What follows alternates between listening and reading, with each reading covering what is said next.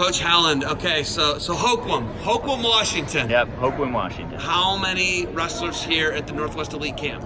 We only have 2 here this weekend. So you made the trip over from the Olympic Peninsula, right? Right, 370 miles.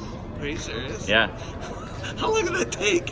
We left at 6 in the morning and we got here at about 11:30. So just 5.5 hours? Yeah, not too bad. Not terrible, yeah, right? Yeah. They were telling me, one of the coaches, the West Valley coach was telling me that the pass got snowed over for state this year, and they almost didn't make it to the state tournament.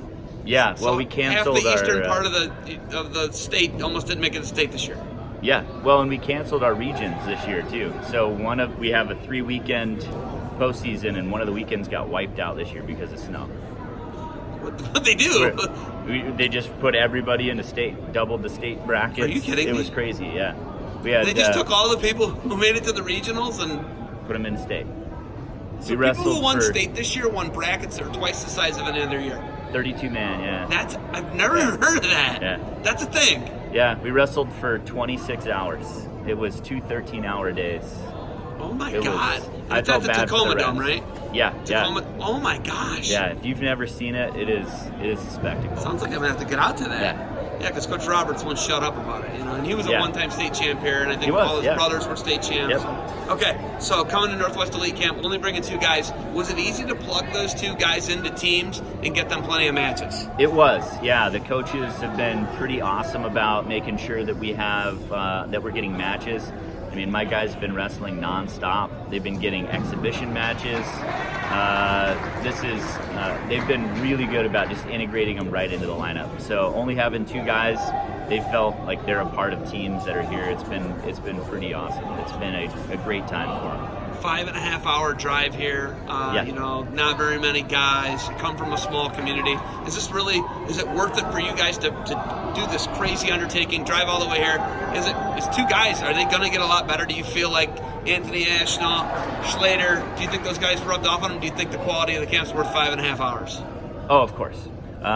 Both of these guys are pretty new, but coming out and getting exposure like that, these are Anthony Ashnaw, it's a guy they've watched on TV, and coming out and just getting that exposure to guys and finding out that they're real people, and getting them and asking questions and getting insight. It's priceless for these guys.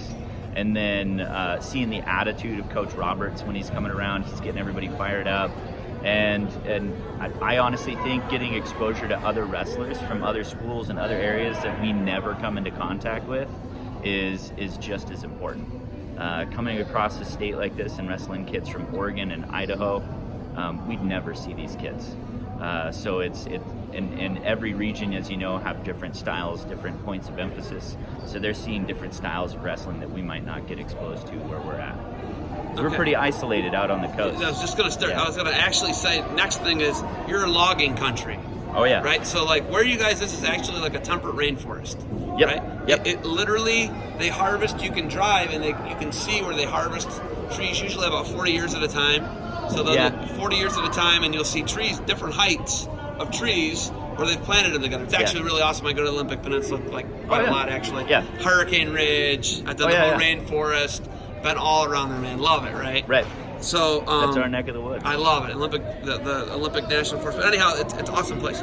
Logging, blue collar, grittiness. Where you guys are, you're right next to Aberdeen. 2 pretty gritty towns. It is. When you got blue collar kids, what's it like? And do blue collar kids really kind of duck to water with wrestling? Is it something that they really get into easily?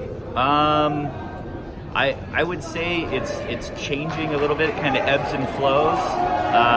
We're definitely a community that was built on logging. We were absolutely a wrestling town for a very long time. We actually just had one of our head coaches get inducted into the Washington chapter of the National Wrestling Hall of Fame this year.